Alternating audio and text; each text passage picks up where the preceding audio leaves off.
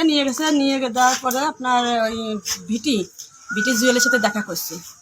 দেখা করার পরে আপনার নিয়ে গেছে, ওকে নিয়ে গেলে পারে ওই জানে যে মামা ধরাই দিচ্ছে, মনে একটা কল্পনা দিলি পারে ও আবার দেখছে আমার আশিকের কাছে নাম্বার দিলি পারে। আশিক আবার বলছে যে মামা এই তো এই বৃত্তান্ত হয়েছে, তা কী দিয়ে কী করা যায়। তা সে বলতেছে মামা টাকা ধরে নিয়ে গেছে, টাকা তো মেলা লাগবে না। তা কত কী লাগবে না মামা। তা করছে কি মামা তুমি আসো, বিটির কাছে আসো, আমরা দেখা করি, কথা মতো বলি। মোবাইলে তো অত কিছু বলা যায় না। কে বলছে? জুয়েল বলছে। জুয়েল বলতেছে যে মোবাইলে তো অত কিছু বলা যায় না, মামা তুমি আসো, আমরা কথা বলি। তাই তো রাত্রিতে মামা যাওয়া যায় না, মামা সকালে দেখা দেবে না, হয় না এই মুহূর্তে আসাই লাগবে। হ্যাঁ, তারপরে বলতেছে ভাবি তুমি কথা কও। তা আমি কথা কলাম, সালাম দিয়ে কথা করার পরে সে বলে যে আপনি দরকারাই আসেন। তা আমি মাম আপনি কী করে বললেন যে মহিলা মানুষ এই রাত্রিরে আপনার কাছে দেখা করবার যাবে। তারপরে কয় যে না তাহলে আপনি সকাল আসেন। সকালে গেছি আমরা এক অটো ভরে, যাওয়ার পরে আপনারা যে মিল আপনারা যে কী জন্য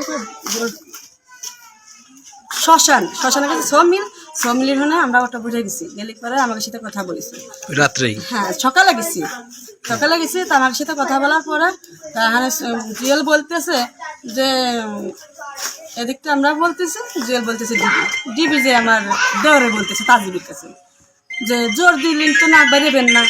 তাহলে তাজিব বলতেছে ভাবি যেভাবে হোক তুমি 7 লাখ টাকা গুছাই গাছাই দাও।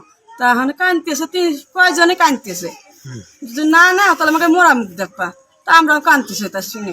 তারপরে আমি কী করবো, ওই মুহূর্তে আসিয়ে তারপরে এই আত্মীয় স্বজন জিনিসপাতি ছুঁয়ে গুছা গেছে। তাই আমার এক ভাগ্নের কাছে দিচ্ছি আর আমার এক ভাসুর নিয়ে জুয়েলের সাথে গেছে। যার পর তারপরে ফোন দিচ্ছে, দেরি হয়ে গেছে টাকা নিতে, ফোনের পর ফোন দিচ্ছে জুয়েল। তারপরে যায় তাই আমার কাছে উঠে তাই ডিবি। 1 মাস আগে আমার হাজবেন্ডে ধরে নিয়ে গেছে। আপনার হাজবেন্ড কি করে? ও মানে কৃষিকাজ করে। তারপর ডিবি আসছিল আমাদের বাড়িতে, আসার পরে মানে ধরে নিয়ে যাওয়ার পরে বলছে 20 লাখ টাকা। তারপরে 20 লাখ টাকা পাবো কোথায় আমরা। তারপরে কমাতে কমতে 6 লাখ টাকা নিচে আর ছাড়ানো যায়নি। কতদিন আগে? 1 মাস আগে। 1 মাস আগে। ডিবি এটা কি এই ফরিদপুরের ডিবি? হ্যাঁ। কি নাম হাজবেন্ডের? হাজবেন্ডের তাজিব। নাম লেখেন তো। কে ধরে নিয়ে গেছে? কোনো মামলা ছাড়াই ধরে নিয়ে গেছে। চালান দিছে না ছেড়ে দিছে পরে? ছেড়ে দিছে পরে, টাকা দিয়ে নিয়ে গেছি পরে ছেড়ে দিছে। কোথা থেকে নিয়ে আসছে? বাড়ি থেকে, ফরিদপুর থেকে। ডিবি অফিস থেকে? হ্যাঁ। ডিবি অফিস থেকে? হ্যাঁ। ফরিদপুরে? হ্যাঁ। আপনার এই যে এতগুলা টাকা চাইলো, আপনার এলাকার ময় মুরব্বী কেউ নাই যে যার কাছে গিয়ে আপনি বলবেন যে আমার লোক স্বামী একদম নিরপরাধ, তাকে পুলিশ ধরে নিয়ে গেছে 6 লাখ টাকা চাচ্ছে, আপনি একজনকে বললেন না, আর আপনাকে ডিবি ধরে নিয়ে গেছে, ডিবির উপরের কোনো লোক নাই? হ্যাঁ ডিবি বলছে যে যার মাধ্যমে ধরে নিয়ে গেছে তার সাথে কথা বলে।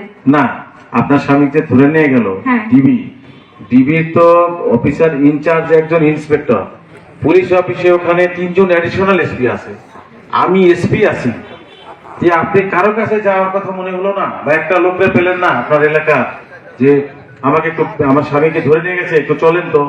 কেন ধরে নিয়ে গেছে? আমার স্বামীর কোনো দোষ নাই, আবার 6 লাখ 20 লাখ টাকা চাচ্ছে, কেন একটু আমার সাথে চলেন তো। দালাল এগুলা করছে। দালাল কেন করলো? মানে আপনার স্বামী কোনো দোষ নাই, একদম নিরপরাধ। কোনো মামলা আছে নাকি দেখেন? কোনো মামলা নেই, মামলা ছাড়াই ধরে নিচ্ছে। যে আসছে মানে বেড়াতে আসে তারাও ধরে নিয়ে যায়। আচ্ছা, আপনি দেখলে ওই লোকগুলো চিনতে পারবেন যারা ধরে নিয়ে গেছিল?